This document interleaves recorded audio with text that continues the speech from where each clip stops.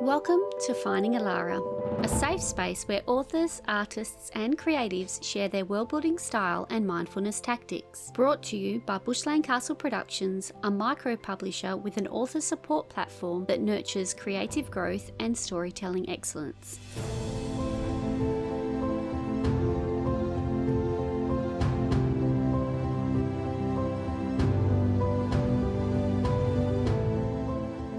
Welcome to the Indi Author Book Fair Minisode series. All of these interviews were recorded as a live stream from the Indi Author Book Fair on the 30th of November 2025 in Bunbury. Each minisode will have the live interview component with myself or Paul Vandermeer from forest.chat, an additional conversation that the author had with Chris Ilsley at the event, and an excerpt from one of their creative works, which I hope will inspire you to have a closer look at what's available in the indie book world.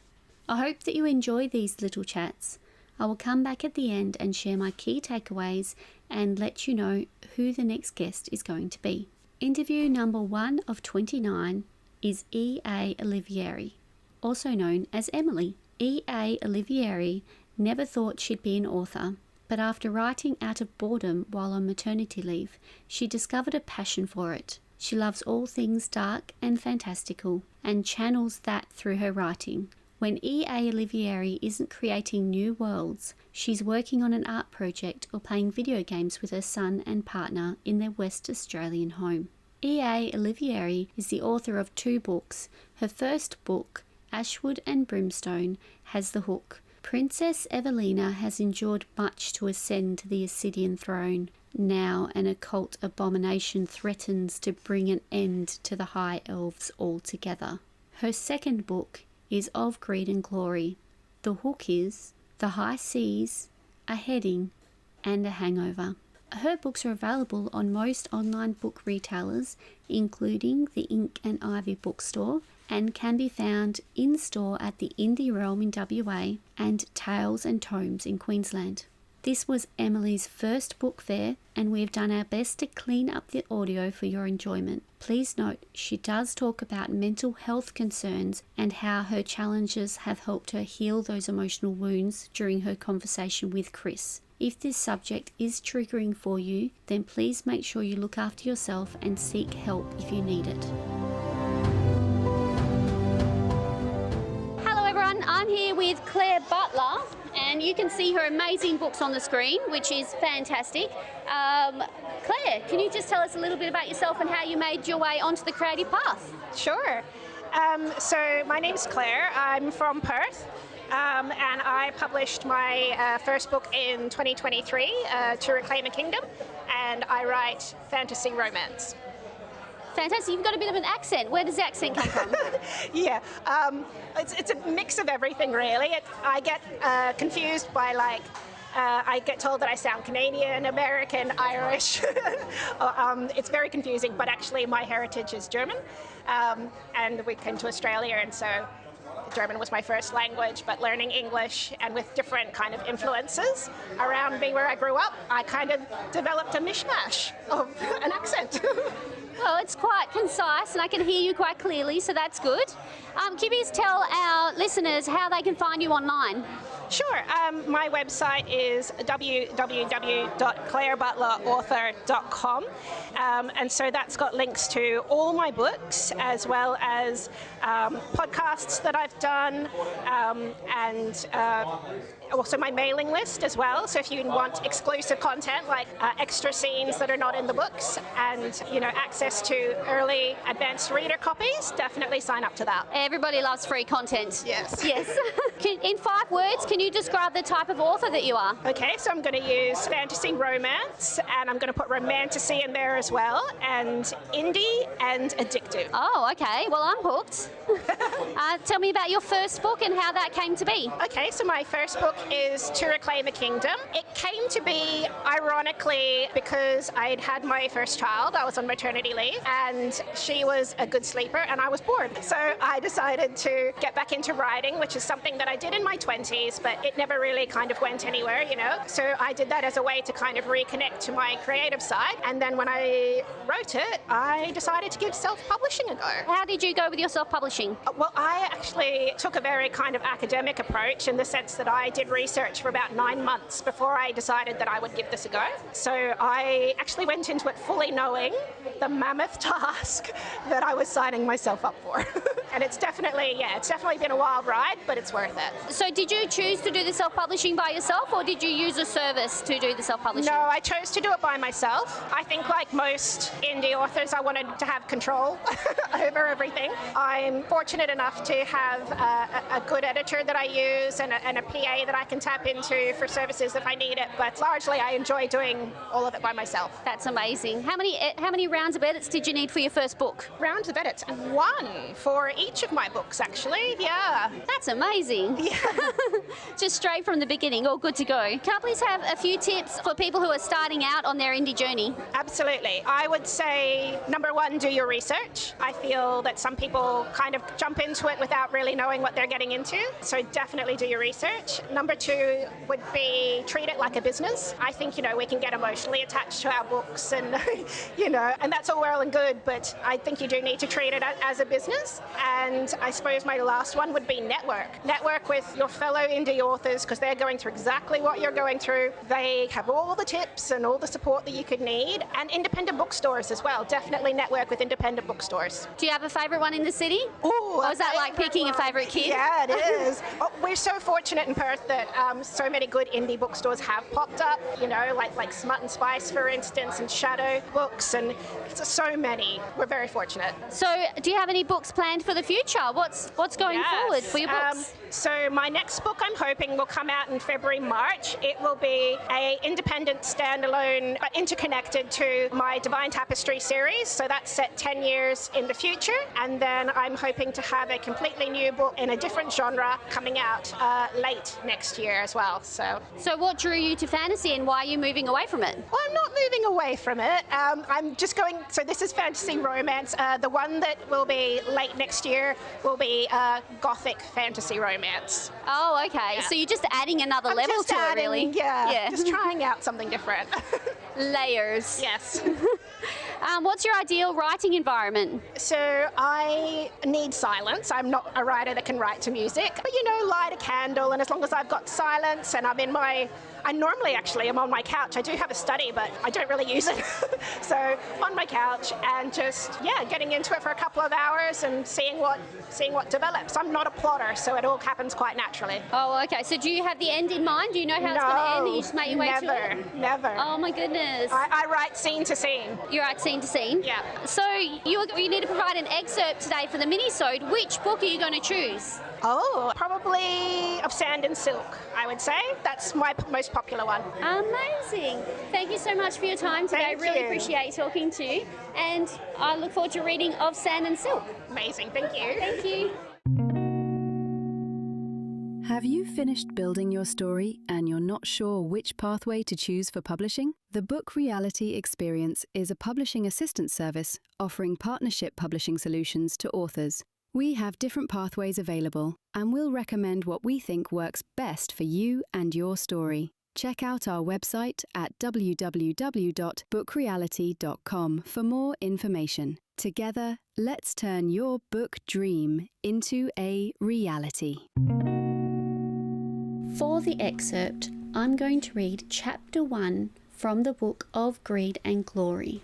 I'm going to read the back first, and then I'm going to read Chapter 1. So the back says, "The high seas, a heading, and a hangover. When infamous Royal Sea Elf Captain Bellona Glennon proves to be a menace at the ceremony of her baby niece, she is sent on her way to the nearest tavern, where her plans to drown her sorrows are interrupted by a better prospect, an easy wager. The prize? A treasure map and a chance for one last adventure with her brother, Even.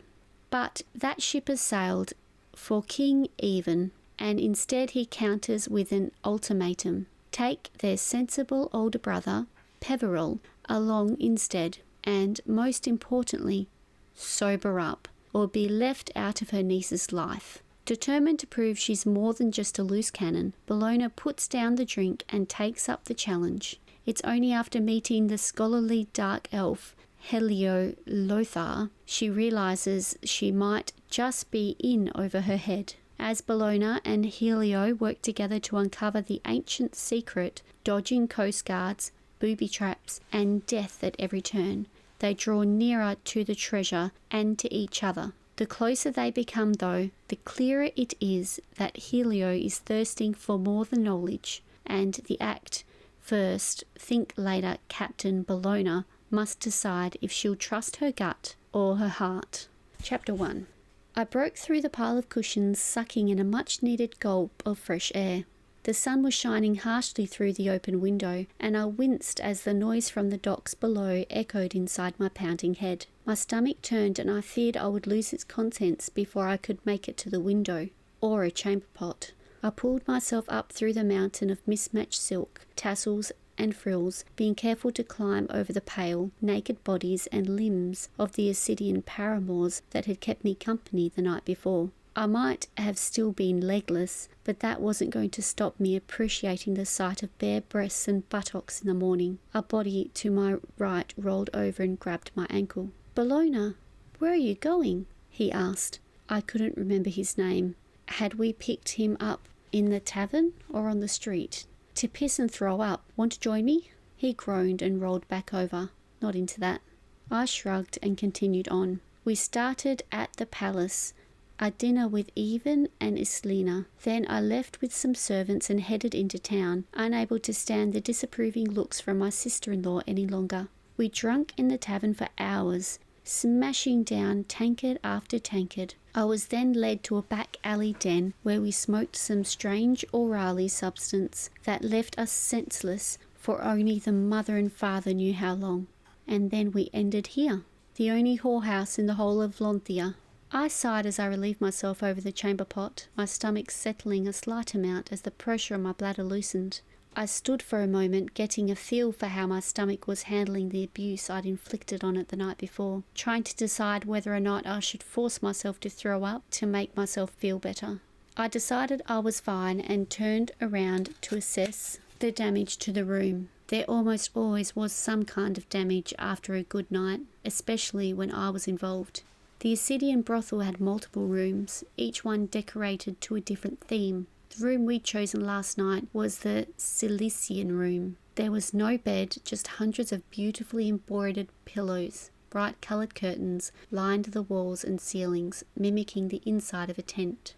What little furniture there was had been made in the same raw style that real Cilician furniture was, like the chairs carved out of tree stumps that, from the back, still look like a regular old stump. It was the same with the vanity toward the back of the room, where an Assyrian elf was fixing her black hair in the dirty mirror. I frowned at the reflection in the mirror. I didn't remember her either. I usually made it a point to remember everyone I slept with, but the last night was a blur.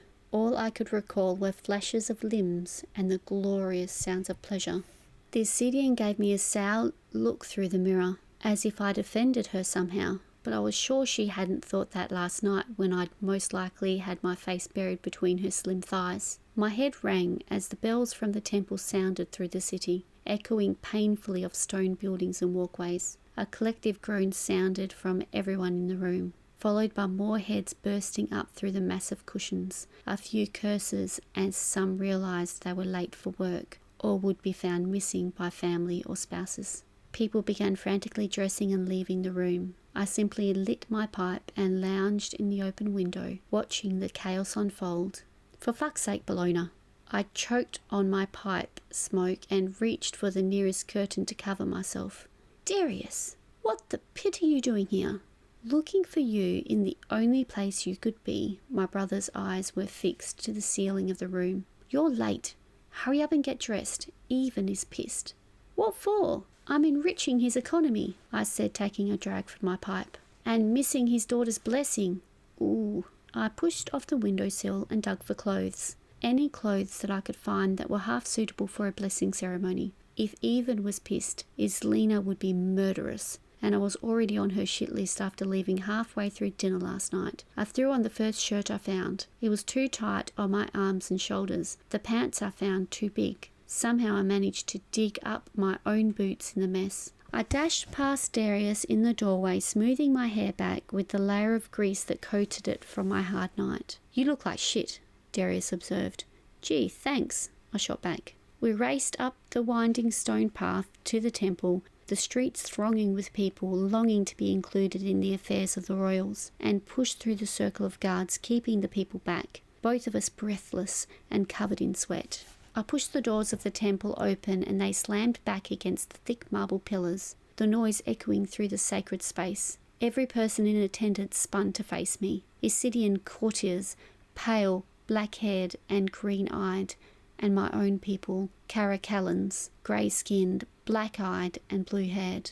My shoulders sagged. I offered a small smile to my brother and his wife, standing centred over the altar, their newborn nestled in their arms. I could tell Even was furious.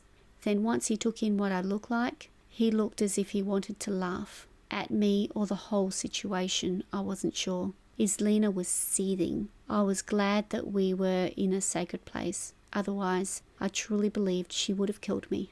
Darius and I slipped up the side aisle, past rows of people seated on carved stone benches facing the white marble altar.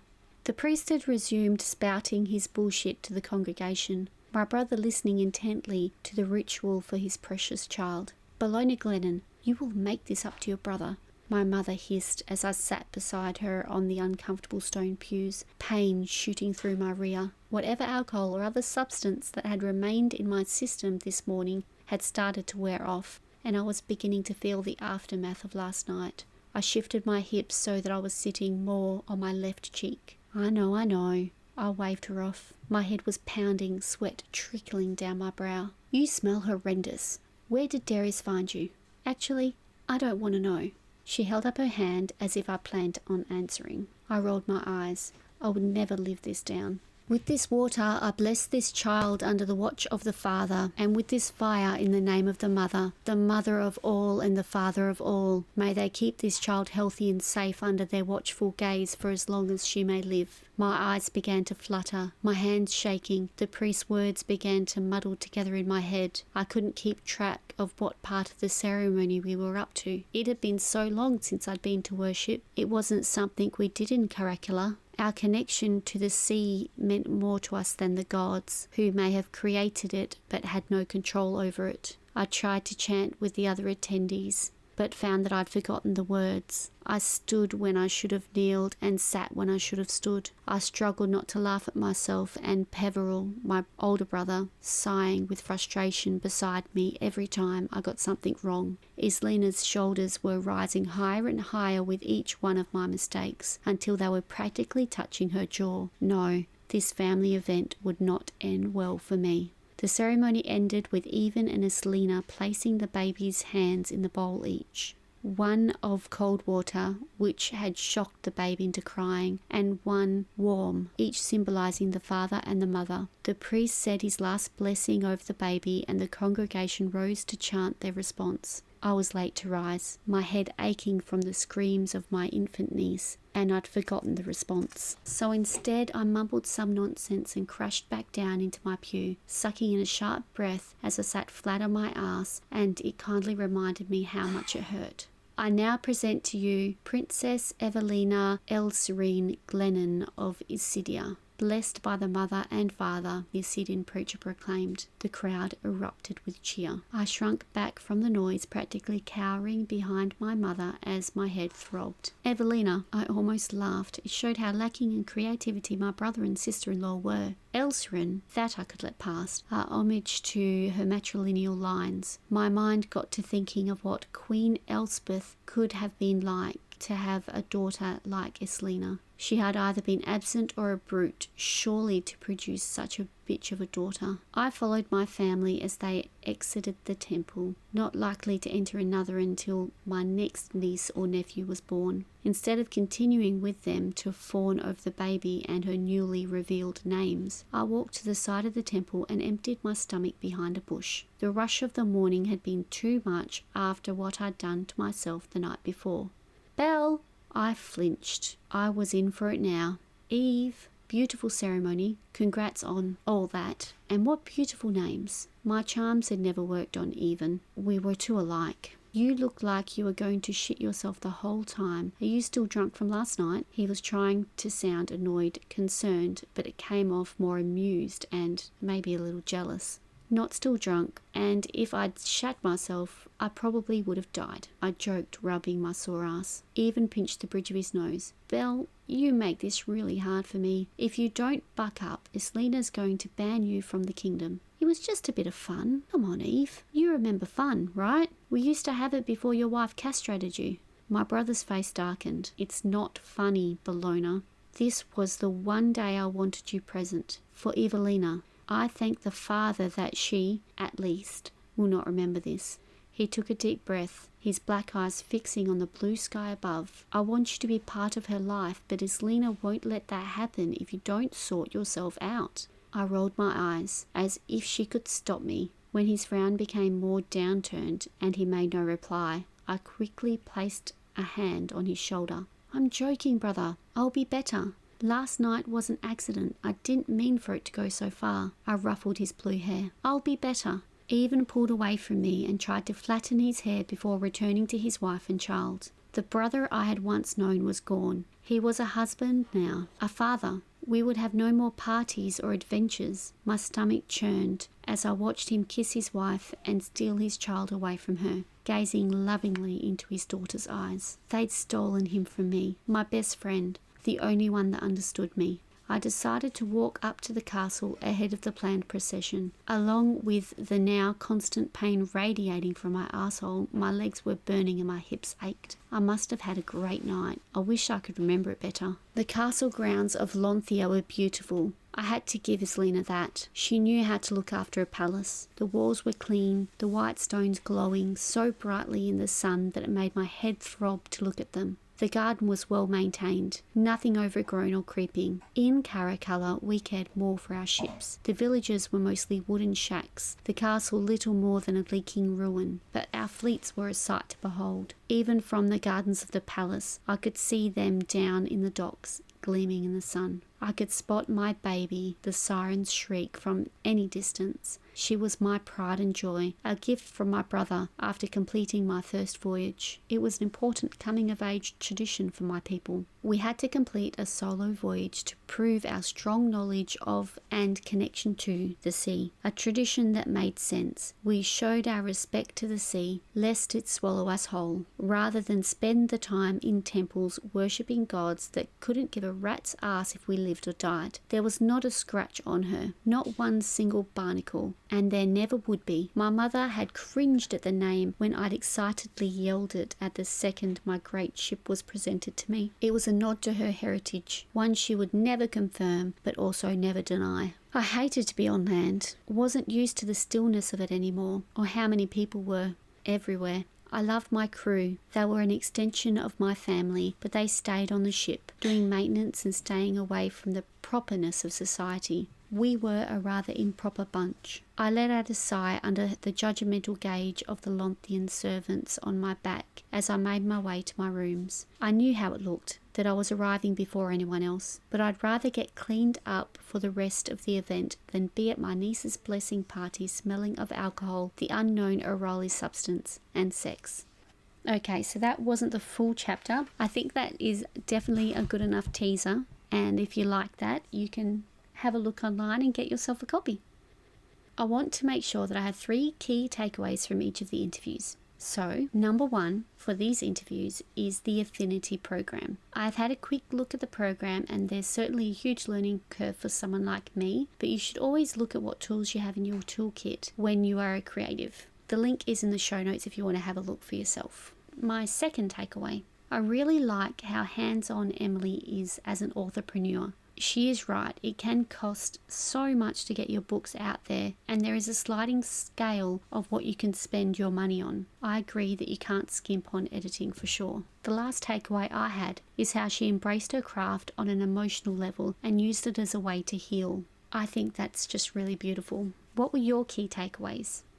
If you would like to carry on the conversation with Emily, then she has a website, Facebook, Instagram and Threads. Look for Emily_A_Oliveri. All her social links are in the show notes along with her book list. In the next special episode, you will hear from Nicole Basley. If you're enjoying the show and would like to show some support, then please share these episodes with a friend. Or if you want to go the next step, then you can buy us a cuppa. Head on over to ko-fi.com/findingalara. That's ko-fi.com/findingalara. There is an option for you to buy us a cup of tea for $2, or you can join the Shadow Lair for $5 a month, where you receive exclusive content and advanced information about the show. If you would like to get in touch with myself or the team at Bushland Castle Productions, then I'm on Instagram and TikTok as @FindingAlara. There is a Discord channel and Facebook group called Finding Alara Podcast. The Bushland Castle Productions team are on Facebook, Instagram and Discord as BCP Creative,